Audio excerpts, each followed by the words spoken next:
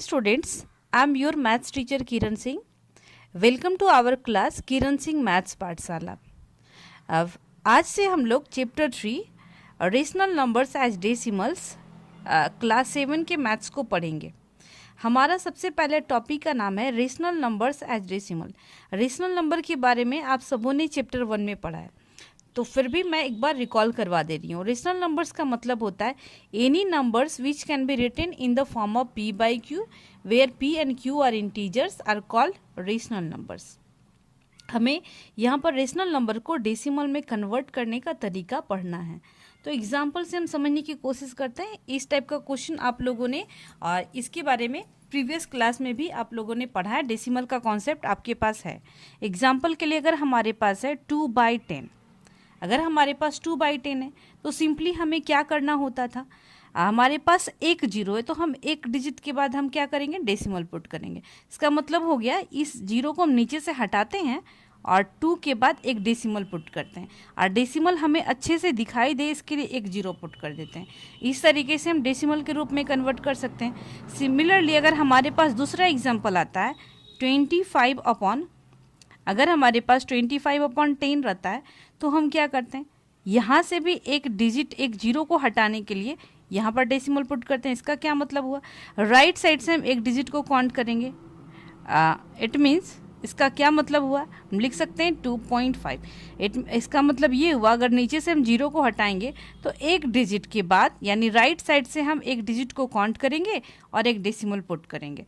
अगर इसी तरीके से अगर हमारे पास कोई और भी एग्जांपल हो 3/, अगर हमारे पास 100 है, यहाँ पर हम ऊपर में देख रहे हैं कि हमारे पास न्यूमरेटर में सिर्फ एक ही डिजिट 3 है, बट डिनोमिनेटर में हमारे पास 2 जीरोस हैं।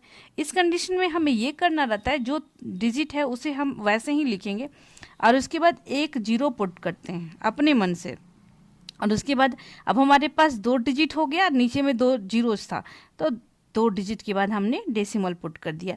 हमने ऐसा क्यों किया, आपको सबको पता है कि हम 03 लिखें या 3 लिखें दोनों का वैल्यू सेम होता है, क्योंकि डिजिट के पहले जीरो जब रहता है उसका कोई वैल्यू काउंट नहीं किया जाता है, बट डिजिट के बाद अगर हम जीरो पुट करते हैं तो उसकी वैल्यू होती है। इसी तरीके से अगर हमारे पास 5/1000 है तो हम इसी प्रोसेस को कंटिन्यू करेंगे।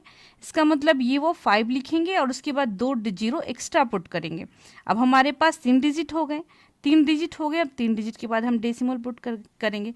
इस टाइप के क्वेश्चंस को आपने प्रीवियस क्लास में सॉल्व किया है। अब इसका क्या मतलब हुआ कि हम नोट में लिख सकते हैं कि कोई भी रेशनल नंबर हो अगर उसके डिनोमिनेटर में जीरो हो या फिर जीरो मीन्स 10 हो या फिर 10 का पावर्स हो तो हम उसे ईजिली आराम से हम लोग उसको डेसिमल के रूप में लिख सकते हैं। तो हम नोट में लिखेंगे any fraction having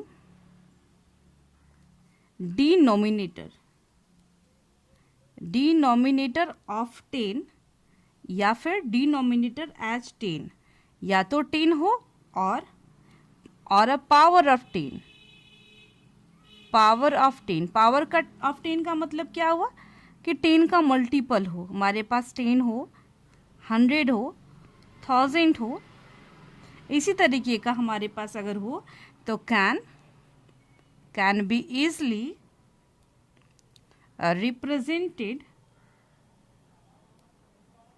represented in decimal form. तो हम उसे इजली बहुत आराम से डेसिमल के फॉर्म में हम लोग कन्वर्ट कर सकते हैं। ये हमारा नोट है, यानी इस तरीके से हम अगर कोई भी फ्रैक्शन हो, कोई भी रेशनल नंबर हो, अगर हम उसके डिनोमिनेटर के पार्ट को 10 या फिर 10 के पावर्स यानी 10 के मल्टीपल के रूप में कन्वर्ट कर दे तो उसको आराम से हम इजली उसको डेसिमल के रूप में कन्वर्ट कर सकते हैं। एग्जाम्पल के लिए हम ले सकते हैं दूसरा एग्जाम्पल। मान लीजिए हमारे पास जो दूसरा क्वेश्चन है उसके एग्जाम्पल में हमारे पास 1/2 है। हमारे पास 1/2 है तो 1/2 के डिनोमिनेटर में तो 10 या फिर 10 का पावर्स या 10 का मल्टीपल तो नहीं है, तो हम 2 को कौन से नंबर से मल्टीप्लाई करेंगे कि 10 आएगा। सबको पता है 2 को 5 से अगर मल्टीप्लाई करते हैं तो 5/5 2 10 आ जाता है। अब ये जो नंबर 5/10 हमारा आ गया ये इसी फॉर्म में आ गया, यानी एक जीरो नीचे में है तो हम एक डिजिट के बाद डेसिमल पुट कर सकते हैं 0.5, ये हमारा आंसर होगा। इस तरीके से हम इजली कर सकते हैं। अब हम दूसरा एग्जाम्पल लेकर के समझने की कोशिश करेंगे हम लोग। मान लीजिए हमारे पास जो दूसरा क्वेश्चन है या फिर दूसरा एग्जाम्पल जो हमारे पास है, वो एग्जाम्पल हमारे पास 1/4 है। तो 1/4, अब आप हमें बताएं कि 4 में कौन से नंबर से हम मल्टीप्लाई करेंगे कि 100 होगा। सबको पता है 25 4 जा 100 होता है। इसका मतलब हुआ हम ऊपर में भी 25 से मल्टीप्लाई करेंगे, नीचे में भी 25 से मल्टीप्लाई करेंगे।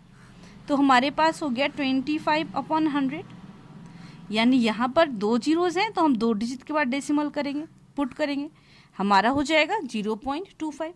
इसी तरीके से हम कोई और भी एग्जाम्पल ले सकते हैं। अब मान लीजिए हमारे पास 8 है। अब मैं क्या कर रही हूँ वो समझने की कोशिश करें। सबसे पहले मैंने एग्जाम्पल लिया 1/2, अब मैं उसके बाद मैं एग्जाम्पल ली 1/4, उसके बाद 1/8। इसका मतलब मैं 2 का मल्टीपल ले रही हूँ, 2 का मल्टीपल ले रही हूँ, यानी 1/8। 1/8 में हम किससे मल्टीप्लाई करेंगे? तो फर्स्ट कंडीशन में आपने देखा कि मैं 5 से मल्टीप्लाई की थी, मैंने 5 से किया। अब मैं उसके बाद मैं 25 से की, अब उसके बाद फिर से मैं 25 में 5 से करेंगे तो 125 आएगा। इसका मतलब 125। अगर हम 125 से इसमें मल्टीप्लाई करते हैं तो नीचे में हमारा 1000 आएगा। इसका मतलब हुआ 125/8 5 जा 40, हमारे पास 4 कैरी बचा, 8 2 जा 16, 16 4 20, 8 2 जा 8, 8 1 जा 8 एंड 2 10, यानी हमारे पास 125/1000 आया। हम इसको भी ईज़िली हम डेसिमल के रूप में कन्वर्ट कर सकते हैं, 0.125 हो जाएगा। नेक्स्ट हमारे पास एग्जाम्पल अगर हम लोग ये लेते हैं 1/16, तो हमें क्या करना पड़ेगा? 1/8। अब 125 में फिर से 5 से मल्टीप्लाई करेंगे तो हमारे पास हो जाएगा 625/625 ना। सबको पता है 125 को अगर हम 5 से मल्टीप्लाई करते हैं, 5 5 जा 25, 5 2 जा 10 2 12, 5 1 6, 625। अब इसको मल्टीप्लाई किया जाता है तो 625/8 5 जा 40, ना 4 कैरी, 8 2 जा 16 एंड 4 20, नॉट 2 कैरी, 8 6 जा 48 एंड 2 8 6 जा 48। 1/16 हमने 1/16 लिया था, इसलिए वहाँ पर भी हम 16 ही रखेंगे। 9 16 5 जा 80, हमारे पास 16 5 जा 80 हो गया, हमारे पास 8 कैरी बचा। 16 2 जा 32, 32 एंड 8 40, 4 कैरी बचा। 16 6 जा 96, 96 एंड 4 हमारे पास 100 हो जाएगा, यानी 10,000। अगर हम इसको डेसिमल के रूप में कन्वर्ट करेंगे तो 1 2 3 4 डिजिट्स के बाद हमें डेसिमल पुट करना पड़ेगा। इसका मतलब हुआ एक 0 पुट करेंगे 625, इसके बाद हम डेसिमल पुट करेंगे। तो नोट में हम ये लिख सकते हैं कि अगर हमें ये चीज़ें रहेंगी डिनोमिनेटर के पार्ट में तो हम इस तरीके से कर सकते हैं, यानी 1/2 में हमने 5 से मल्टीप्लाई किया, ऊपर नीचे 5 से, तब हमारे पास आ गया 5/10। इसी तरीके से अगर मैंने ऊपर नीचे किसी और नंबर से, अगर मान लीजिए मैं 4 से नीचे मल्टीप्लाई कर रही हूँ, 2 2 जा 4, इस साइड में 2 से करी थी, इधर भी 5 5 जा, मुझे 25 लेना पड़ेगा, 25/100 हो गया।